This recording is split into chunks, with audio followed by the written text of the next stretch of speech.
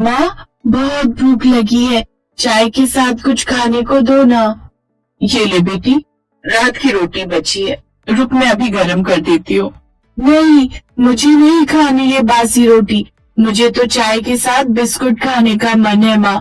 मुझे बिस्कुट या रस लाने के पैसे दो ना माँ।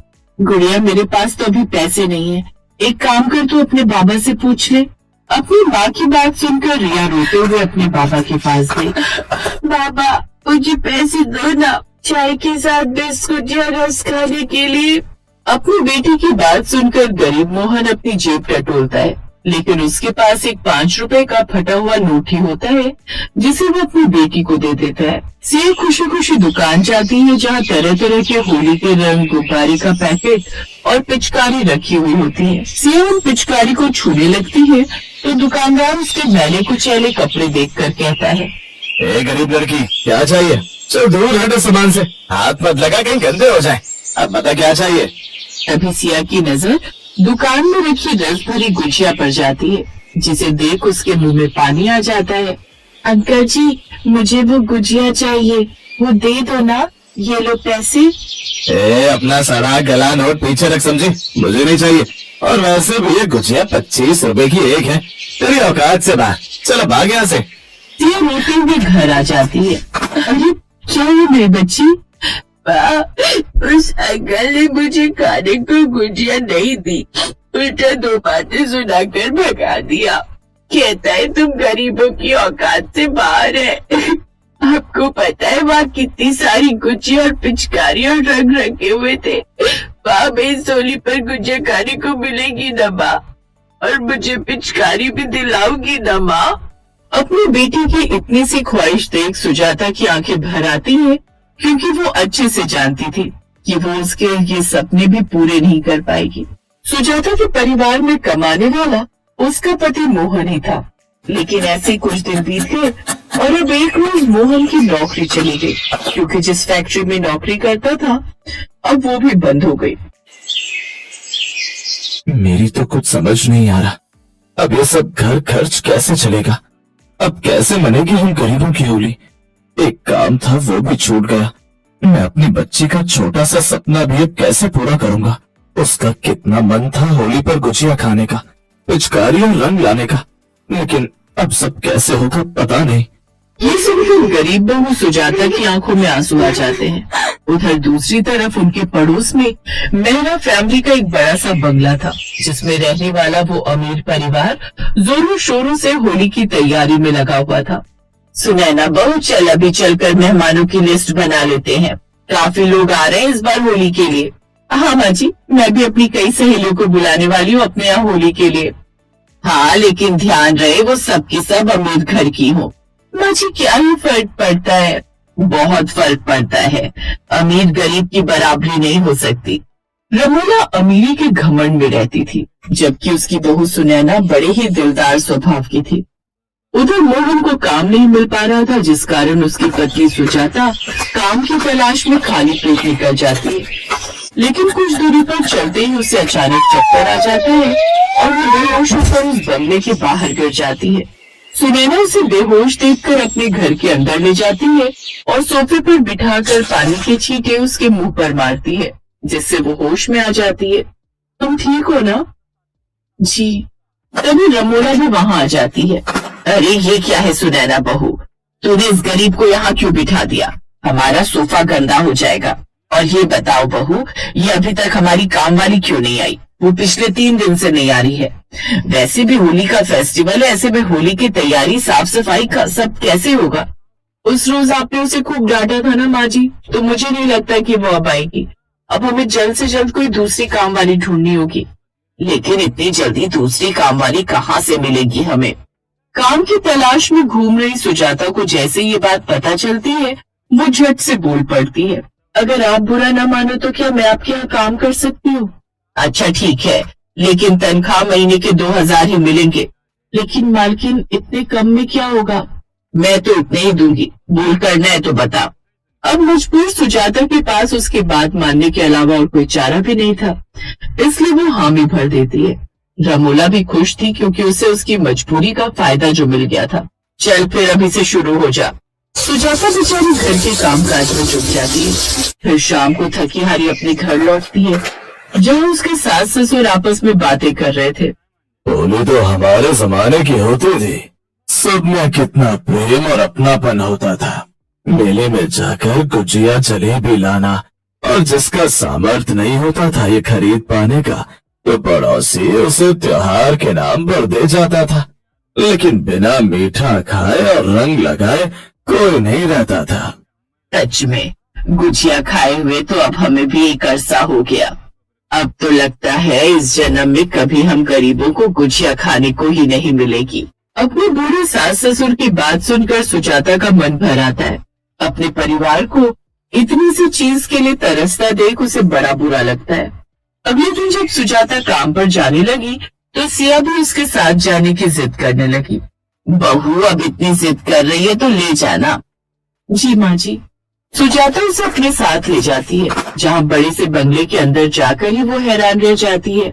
वाह माँ, ये तो कितना बड़ा घर है, जैसे दादी राजा रानी की कहानियों में उनके महल के बारे में बताती है। तभी वहाँ रमोला आ जाती है और सिया के गंदे मैले कुचैले फटे कपड़े देखकर वो गुस्से में आ जाती है। बस तुम नौकरानियों का तो यही स्यापा है, बड़े घर में काम मिला नहीं कि अपने गरीब बच्चों को भी अपने साथ ले आती हो। छी, देखो तो कितनी गंदी दिख रही है ये। वैसे भी होली की पार्टी के लिए मेहमान घर में आएंगे, 2 दिन बाद तो ऐसा ना हो ये सारा घर अभी से गंदा कर दे। इसको बोल नीचे बैठ जाएगी। और तू चल, पहले बर्तन और कपड़े धो दे, फिर सारे घर की अच्छे से सफाई कर दे। जी मालकिन। बेटा तुम यही एक कोने में जमीन पर बैठ जाओ। अब यमुना सुजाता के सर पर खड़े रहकर उससे सारा काम लेती है।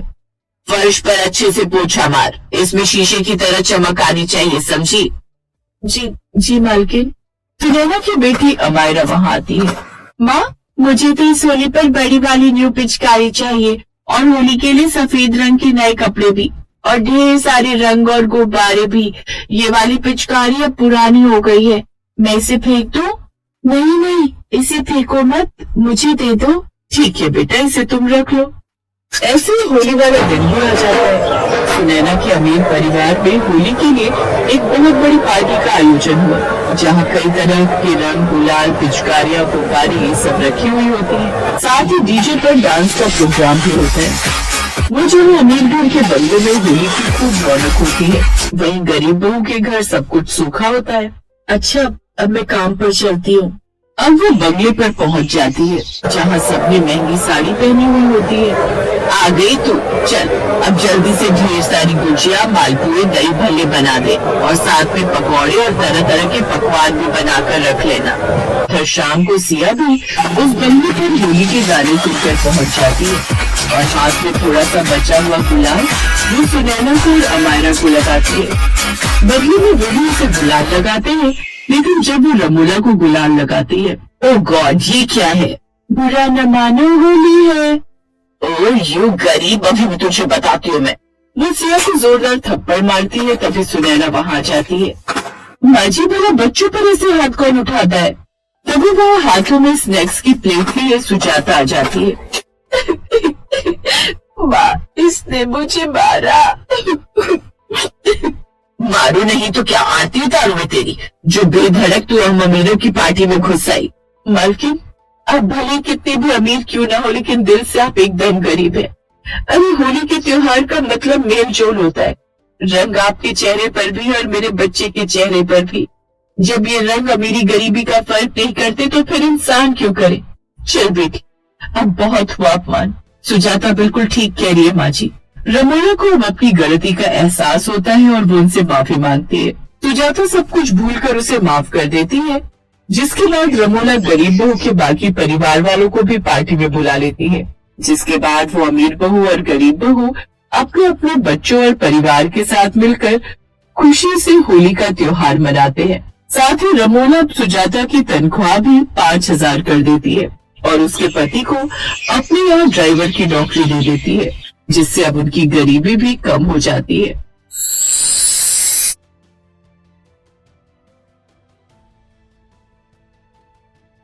महिमा की सास हेमलता बहुत ही कंजूस स्वभाव की थी। हर बात में कंजूसी करना उसकी आदत थी। बहन जी कितनी दूर गलियों में घुमाकर और 10 दुकानों पर रिक्शा रोककर यहाँ घर तक सिर्फ 15 रुपए दे रही हैं आप। 60 रुपए हुए बाजार से आपके घर तक के। 60 रुपए 5 मिनट की दूरी थी, तूने ही तो 15 रुपए बोले थे। बहन जी 2 कदम करते करते रिक्शा घर तक घसीट लाई तुम। मुझे बोला सामने तक ही जाना है। अब बिना पैसे दिए कहाँ जा रही हो? ओ बहन जी, ये 15 रुपए लेने हैं तो ले, नहीं तो ये भी हाथ से जाएंगे। तुम जैसे कंजूस लोगों से तो पहले ही तय करके चलना चाहिए। बेकार में इतना चलाया।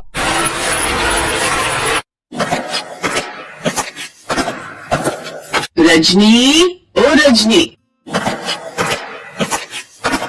ये ले सब्जियां, महिमा को दे दे, फ्रिज में लगा देगी। ये क्या, 4 आलू, 4 प्याज, 4 टमाटर, सब कुछ सिर्फ 4-4। ये कोई कम है? इतनी महंगी सब्जियां थी। ये सारी सब्जियां पूरे 50 रुपए की लाई हूँ। ये 4 गिनती के हैं, इनमें से एक 4 बार की सब्जी के हैं। होली तक चलानी है ये सब्जियां। मायके में तो चाहे चटनी से रोटी खाती होगी, यहाँ सब्जियां थोड़ी लग रही हैं। मैं बचत ना करूं तो ये घर तो लुट ही जाए। और रजनी, तू क्या कर रही है? रसोई की अलमारी साफ करने को बोला था, इतनी देर से वही लगी हुई है। माँ जी, ये सूखे गोले तो फफूंदी खा गए, इन्हें फेंक दो क्या? हाय हाय हाय, तेरा दिमाग खराब है क्या? अभी पिछले साल की दिवाली पर ही तो मंगवाए थे। इतने महंगे गोले फेंकने को बोल रही है। जाकर इन्हें पानी में भिगो दे और खराब हिस्सा अलग कर दे, सब गोले साफ हो जाएंगे। महाकंजूस है अम्मा जी तो, इनसे तो राम ही बचाए। कैसी पागल है, साफ बढ़िया नारियल फेंक रही थी। अच्छा हुआ देख लिया, इसका क्या जाता, नुकसान तो मेरा ही होता। महिमा बहू, इधर आ जरा, ये तेरे हाथ में क्या ले जा रही है? माँ जी, ये इनकी कुछ पुरानी कमीजें निकाली है। वो मोहित कह गए थे होली खेलने के लिए कुछ पुराने कपड़े निकाल दो। अरे बहू, ये कमीजें अभी 2 साल और चल जाएगी, इन्हें तुम पुरानी बोल रही हो? कभी अपने मायके में ऐसा किया है?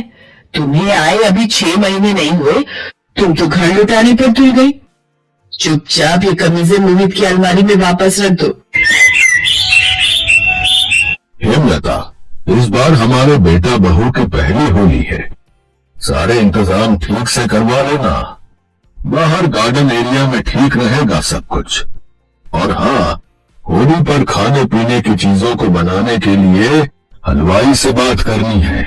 मैं जरा काम से जा रहा हूँ, तुम मुझे सब कुछ समझा देना, ठीक है? तुम बिल्कुल भी चिंता मत करो, मैंने एक हलवाई से बात की हुई है, वो आता ही होगा। महिमा, जरा इधर आओ। जी माँ जी, आपने बुला। देखो बहू, अपने घर वालों को पहले ही बोल देना, यहाँ आकर फालतू का शोर शराबा ना करे। तुम्हारे भाई बहन को भी समझा देना, ये बड़े घरों की होली है, थोड़ा ध्यान रखेंगे। पूरी सोसाइटी के लोग आएंगे, उनके सामने संभल कर रहे। माँ, तुम भी कैसी बातें कर रही हो? शालू और अनिल छोटे नहीं है, बड़े बच्चे हैं। उन्हें पता है मेहमानों के बीच कैसे रहा जाता है। अच्छा सुनो, ये 50,000 रुपए रख लो, किसी को भी एडवांस देने हो तो आप दे देना। मोहित हेमलता को पैसे देकर चला जाता है। कुछ देर बाद 2 लोग हेमलता से मिलने आते हैं। देखो, जो काम सबसे सस्ता हो वो बताना, पहली बार तुमसे खाना बनवा रहे हैं। बहन जी, सबसे सस्ता खाना बनवाना है तो मात्र 20,000 रुपए का खर्चा आएगा। उसमें घी तेल जितना भी इस्तेमाल होगा हमारी तरफ से मुफ्त। ये तो बड़ा सही है, 20,000 में होली की पार्टी का खाना। अच्छा, ये गुजिया, समोसे, भल्ले, पापड़ी वगैरह वो भी तो बनवानी है।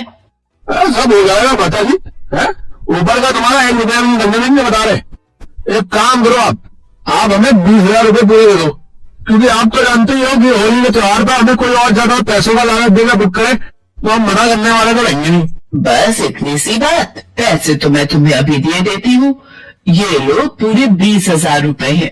हाँ माता जी, आपके पूरे पैसे आए हुए होंगे तो हम किसी और को हाँ कहने वाले नहीं रहेंगे। माँ जी, पूरी पेमेंट मत दीजिए, अभी एडवांस के तौर पर 5,000 ही सही रहेंगे, बाकी पेमेंट उसी दिन दे देते। तुझे बीच में बोलने की कोई जरूरत नहीं है। मैं बहुत सालों से होली की पार्टी करवा रही हूँ। मुझे पता है मुझे क्या करना है। तुम जाओ भैया, और हाँ, परसों सुबह 8 बजे भी पहुंच जाना, क्योंकि 12 बजे तक सारा खाना तैयार करना है। और बीच बीच में कभी कुछ खाने का बनाना होगा तो वो भी हम बनवाते रहेंगे। हेमलता महिमा को चुप करा देती है। होली का त्योहार आ जाता है। पापा, गार्डन में सारी तैयारियां हो रही है। सारे टेबल लगा दिए। एक एक टेबल मैंने पिचकारी गुलाल और रंगों का लगवा दिया है। जिसको भी लेना होगा वो वहीं से ले लेगा। वो तो ठीक है, पर खाने का इंतजाम अभी तक शुरू नहीं हुआ है? हेमलता, वो हलवाई कहाँ है जो तुमने बुक किए थे? मैंने तो उन्हें 8 बजे आने के लिए बोल दिया था, पर अब तो 9:30 बज रहे हैं। अरे तो उन्हें फोन मिलाओ, है? देखो कहाँ रह गए। जो नंबर उन्होंने मुझे दिया था वो स्विच ऑफ आ रहा है। तुमने हमेशा की तरह हमारे भरोसे के मदन हलवाई को बुक क्यों नहीं किया है? कितने सालों से हम मदन हलवाई को ही बुक करते आ रहे हैं। पापा, मदन हलवाई को फोन मिलाओ जरा। अगर वो आ जाए तो हमारे पास सामान तो आया ही हुआ है, बस बनाना है। हेलो मदन हलवाई, मैं ब्रिज किशोर बोल रहा हूँ भाई। अच्छा चलो, कोई बात नहीं। क्या हुआ पापा? आज होली पर सारे हलवाई बुक हैं? किसी के पास समय नहीं है? बताओ, तुमने उन्हें कोई पैसे वगैरह तो नहीं दिए थे? 20,000 दे दिए थे। मुझे लगा सस्ते में सब कुछ मिल रहा है इसलिए। तुम्हारा दिमाग खराब है? कंजूसी की भी हद होती है। बच्चों का पहला त्योहार है, मेहमान आने शुरू हो गए हैं। मेहमानों को क्या खिलाएंगे? बेइज्जती हो जाएगी आज सबके सामने। रजनी, तुम केशव के साथ मेहमानों को पानी कोल्ड ड्रिंक सर्व करो। हम कुछ सोचते। तभी महिमा के मायके वाले आ जाते हैं। उन्हें भी सारी बात पता चलती है। हेमलता का मन बहुत खराब हो रहा था। वो किसी से नजरें नहीं मिला पा रही थी। ये सब महिमा देख रही थी। माँ जी, आप मन उदास मत करो। अभी तो 10 बजे हैं। हमारे पास 2 घंटे का समय है। मोहित, जरा इधर आना। महिमा बहू, ये खाना बनाने का सारा सामान तुम कहाँ ले जा रही हो? बाबूजी, आज होली पार्टी का टेस्टी खाना आपकी बहू महिमा बनाएगी। आप परेशान मत होइए भाई साहब, सब हो जाएगा। महिमा अपनी मम्मी और बहन के साथ मिलकर खाने की तैयारी करती है। 1 घंटा बीत चुका था।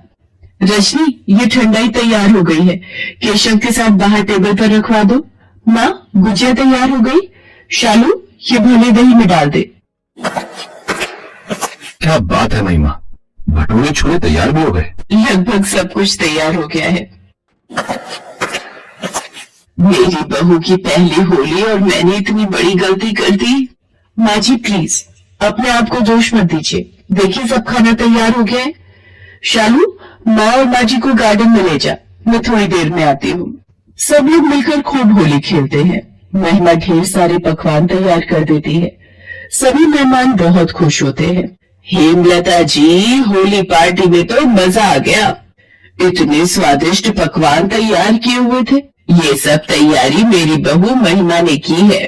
बड़ी अच्छी बहू आई है सचमुच। बड़ी हंसमुख है आपकी बहू। आंटी जी, इसी बात पर 1 प्लेट फ्रूट चाट और। अरे बहू, मेरा तो पेट फूल चुका है।